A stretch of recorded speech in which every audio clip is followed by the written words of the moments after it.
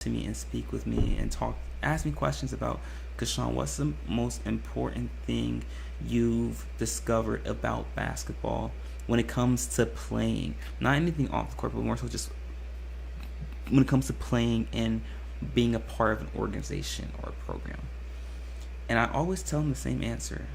No matter what level of basketball you're playing, no matter what coach you have, no matter what players you have, the most important aspect when it comes to playing basketball is establishing culture within your program.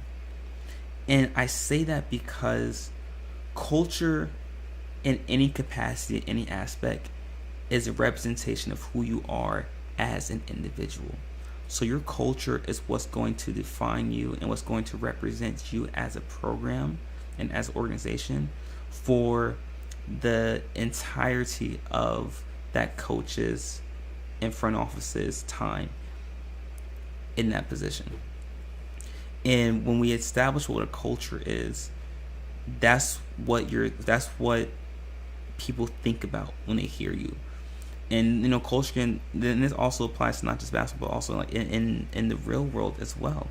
So let's go back to basketball. When you think about the Bad Boys Pistons, right? What was their culture? Defensive intensity, physicality, accountability, tenacity, toughness. Those were their core foundational pieces. When you think of a team like the Golden State Warriors, what was their culture? Togetherness, relying on each other, unselfishness, also defensive tenacity. Another great defensive team. But the concept of unselfishness and serving and relying on others, and sacrificing oneself for the betterment of the conglomerate, of the organization. Those are key foundational pieces for establishing culture, and that's something that resonates with the individual. So when people see the Golden State Warriors, that's what we think about, because Steve Curry did an excellent job of establishing that as a culture within the program. And when it comes to establishing culture, you have to have those building blocks. The first building blocks that you lay for your culture have to be non-negotiables. So whatever your culture is going to be rooted in, those are your non-negotiables. So you never can pull those roots out from under the ground. Those things are non-negotiables, and those are going to be there regardless of what players you bring in. Okay, and so those foundation blocks, those 4 or 5 key concepts that are non-negotiables, that's what your culture is really represented by. And then as you slowly start to add more layers on top of your culture, then the malleability can fluctuate depending on who's coaching. But whatever that core foundation, the core base of your culture, those have to be non-negotiables at all times. So whether it be constant respect, constant work ethic, all the guys in this program are going to work out 3 times a day, whatever. No disrespect is going to be tolerated, or no vulgarity in practice. Whatever your non-negotiables are, that's going to be the foundation of your culture.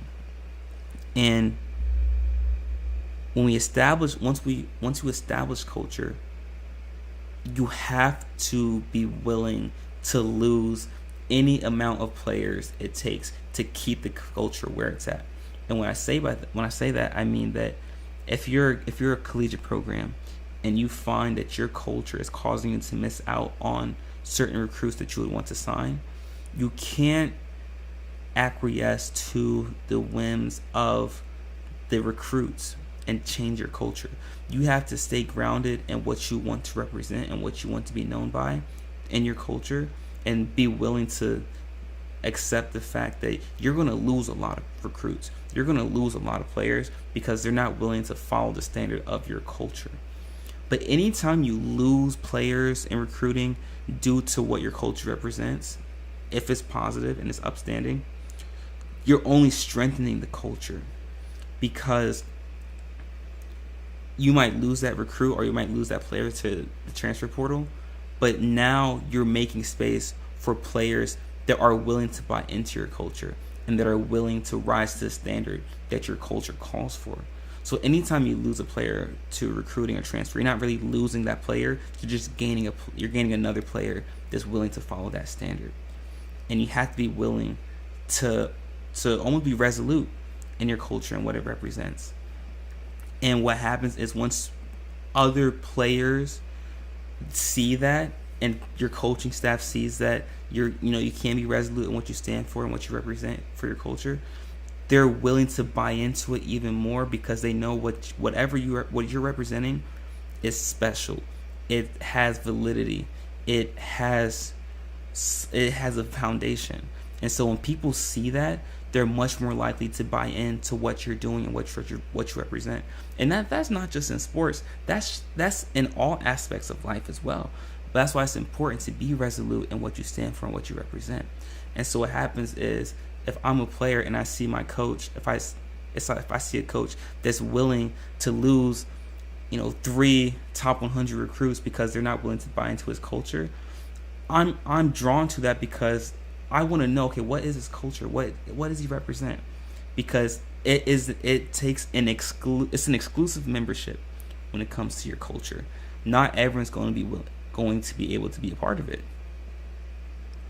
What team is yours flying under the radar? Yeah, great question. Shout out to Kenneth, by the way. Kenneth is one of our hosts on the GSMC Sports Network. He runs an amazing baseball podcast I was listening to today. But what team this year is flying under the radar? So if we're talking NBA, I will not be surprised if Detroit makes the playoffs with the young core they have with Jaden Ivey and Cade Cunningham. Those guys are really starting to come into their own and develop as legitimate NBA players. And then also they added one of the Thompson twins in the draft this year. So I would say Detroit for sure. But in terms of collegiately, I will have to say that UConn. I know UConn won a national championship, but they lost a lot of guys. But UConn is another team that I think has a good shot of returning to the Final Four next year. And also University of Alabama. I know they lost Brandon Miller, but that's another team that I think has a good chance of making to the Final Four again. But speaking of Alabama, they've done a great job of establishing culture there, and we saw that with the Brandon Miller incident. They showed that, listen, what the gun incident that occurred with Brandon Miller, we're not willing to have him be a part of our program, so we're gonna sit him until that situation gets resolved. And so that's what I'm talking about. You have to be willing to sacrifice. We call it sacrifice. You have to be willing to remove people from your life or from your culture that don't fit it.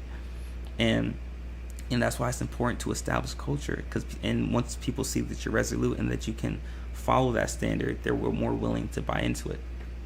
And we see some of the best coaches, and not just collegiately, but in the NBA, have done an amazing job of establishing culture.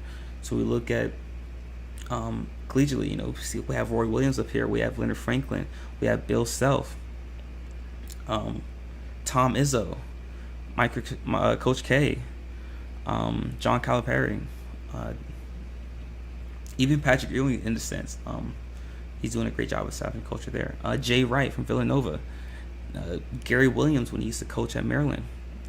These are all great coaches that have done a tremendous job of establishing culture wherever they went to. And if we look at the NBA, we look at guys like Phil Jackson, Eric Spoelstra, Pat Riley, that whole Miami foundation right there, and Greg Popovich, and Red Auerbach when he was coaching Boston, or being the general manager of Boston, and Jerry West as the general manager. These are guys that have done an amazing job of establishing culture for whatever organization that they've been a part of. And that's why it's so important to establish culture, because it doesn't matter what talent you bring in, it doesn't matter how fancy your recruiting pitch is. It doesn't matter if you have the best state of the art facilities. It doesn't matter if you have the biggest budget in college, or you have the largest fan base in the NBA. None of that matters if you can't establish culture. And if you can't establish culture, you will never establish a foundation for winning, and you will never have success as a coach. And establishing something like culture takes time. It takes a lot of patience to establish culture. There's an old adage that it takes at least 5 years to establish culture at the collegiate level, because you need 1 year to remove all of the players that weren't from your old regime. People don't understand how hard it is as a coach to come into your first year and have a majority of your team be from the old regime or the old coaching staff or culture, especially if that culture had a correlation with losing and it was all they've known is losing. So you need a year to remove everyone that wasn't a part of, or that was a part of the old regime. Then you need a year to recruit, to get your guys, people that are willing to buy into your culture. Then you need a third year to build those guys, to build that culture. You need a full year just to focus on building and not recruiting, just building the culture. Then you need a fourth year to set the precedent of winning. See how we're really breaking it down? Really being intentional with each year. The first year, really intentional about just removing anyone that doesn't align with your culture and removing anyone from the old regime that's not willing to buy into the new culture. That's all the first year is about. Then the second year is solely focused on just recruiting, just getting guys that want to buy into your culture. That's it. That's all the second year is about. Third year, it's just building those guys to follow culture, getting those guys comfortable with being in your culture. That's all the third year is about. Then the fourth year, now you establish accountability. So you can't really establish true accountability for winning until that fourth year, because now you've established stuff. You got three years worth of recruiting done. You've got years of establishing what it takes to be in the program, in the culture. So now you got freshmen, sophomores, and juniors that understand what it takes, so now they can teach the freshmen. That's all the fourth year is about, just establishing accountability for winning. Then the fifth year, then you get to judge how good that coach is. So you need at least 5 years to establish culture, at least 5 to establish culture and to establish your program. But especially at the collegiate level, athletic directors, they can't wait. They don't want to wait that long. But it's not only hurting their program, it's hurting other programs as well, and all coaches, because they're not giving enough time to really establish culture. I guarantee if you ask any coach that's played collegiately, even any coach that's played professionally, they're going to agree with what I said. Everything I'm saying right now comes from experience and comes from discussions I've had with coaches, not just at the collegiate level, but at the professional level as well. So there's validity to what I'm saying right now. And that's why I say culture is the most important aspect when it comes to winning at any level. High school, college, NBA, doesn't matter. Men's, women's, whatever. But that's why it's so important to establish culture. But that being said, guys, in our next segment, we're going to be discussing the importance of betting on yourself and having confidence in your skill set and in your career trajectory as a professional athlete. So guys, be sure to stick around. You're not going to miss any of that.